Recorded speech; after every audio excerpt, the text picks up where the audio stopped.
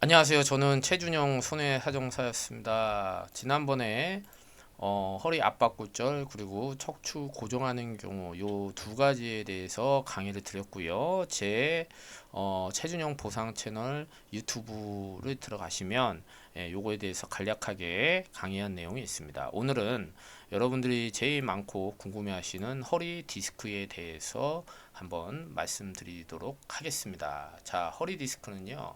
자, 기준이 이렇습니다. 여기 보시면은 허리 척추의 전반적인 장애는 운동 장애는 했고 고정했을 경우, 그 다음에 기형 장애는 압박골절입니다. 자, 여기 보면 약간이면 10%, 뚜렷한 디스크면 15%, 심한 디스크면 20%를 기준으로 합니다. 허리 디스크는 자 보시는 바와 같이 MRI 보시면 약간 요 신경을 이렇게 약간 뒤로 도출이 되면서 누르고 있고요. 위에서 자른 게 CT죠. CT도 보시면 요 뒤에 약간 이렇게 동그랗게 여기가 이제 풍선 마냥 이렇게 돼야 되는데 밑에가 이렇게 튀어나왔어요.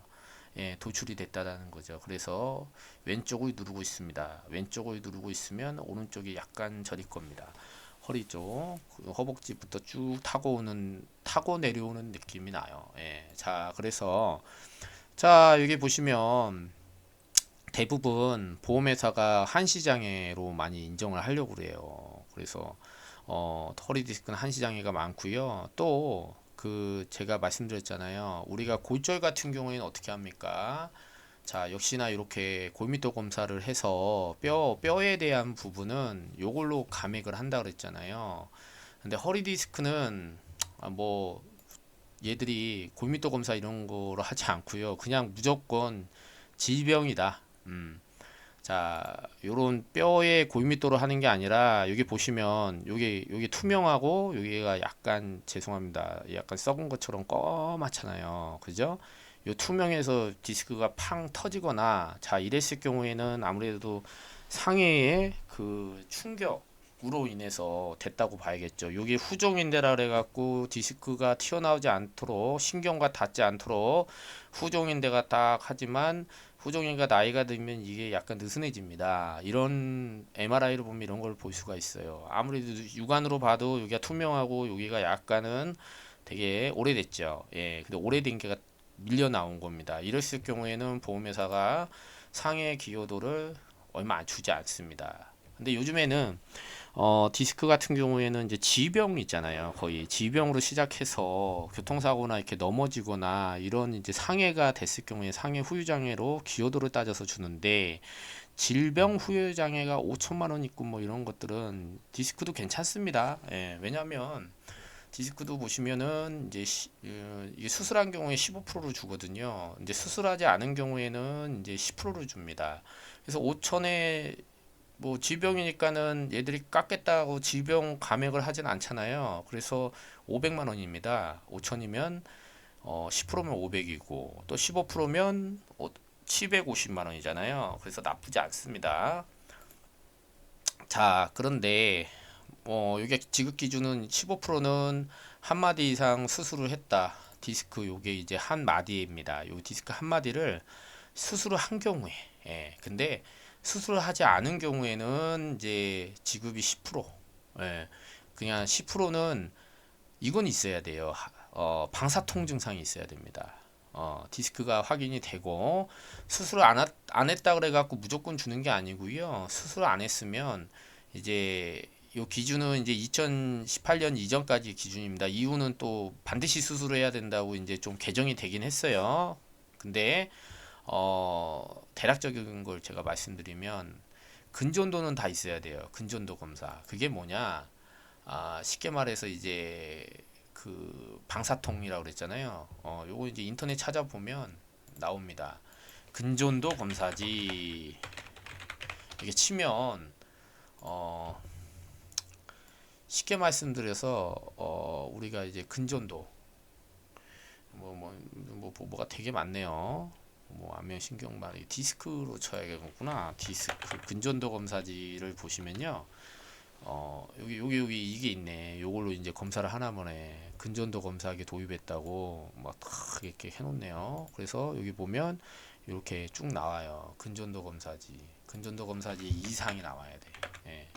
방사통을 우리가 통증은 우리가 뭐 느끼는 거잖아요. 그 느끼는 거를 객관적으로 하려면 이제 디스크 근전도가 필요하네요. 그래서 요렇게 이제 패치 붙여갖고 막 전기를 막 자극하면 막 엄청 짜릿짜릿하는가 봐요. 실제 하시는 분은 되게 신경 검사하면 되게 좀 되게 힘들다고 합니다. 그래서 요런 데는 이제 재활의학과나 이런 데 가면 실제로 근전도 검사를 해요. 이렇게 쭉 이제 하지 직거상 뭐 이런 거는 이제 그냥 올려요 내려요 뭐 이런 거고, 근전도 이게 허리 디스크 있는 경우에는 아이고 이런 거는 제가 아이고 잘못했네.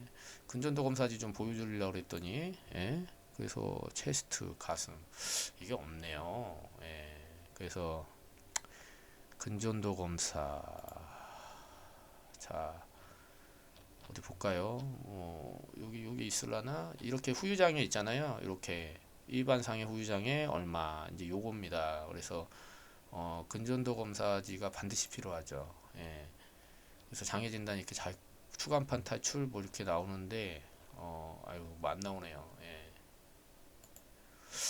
내용들이 너무 허접해서 예, 제가 참고할 만한 게 별로 없습니다. 예, 여기 있네요. 여기 근전도 검사 결과지. 그래서 영어로 되어 있긴 하지만 어떻게 이렇게 그냥 느낌만 보시면 돼요. 예, 근전도 검사하면 검사했는데 결과가 뭐 어쨌든 간에 뭐 좌측 상주에 어떤 마비 증세, 부분 마비 증세가 확인됩니다라고 이렇게 돼 있네요. 예, 그래서 결국에는 이제 자 부전마비 결국에는 대부분 뭐죠?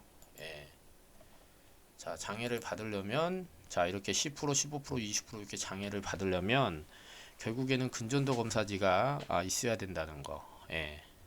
그래서 너무 이제 마미신경총 손상 같은 경우에 요게 너무 이제 밑으로 여기 미골이나 이제 엉덩이 쪽 골반 쪽 깊숙한 곳에 신경이 너무 많이 분포돼 있어요. 자, 이런 데를 잘못 허리 디스크라고 방치를 하시면요. 자, 이거는 큰일입니다. 이거는 나중에 마미신경총까지 올 수 있어요. 보면 어, 여기는 안 나오네요.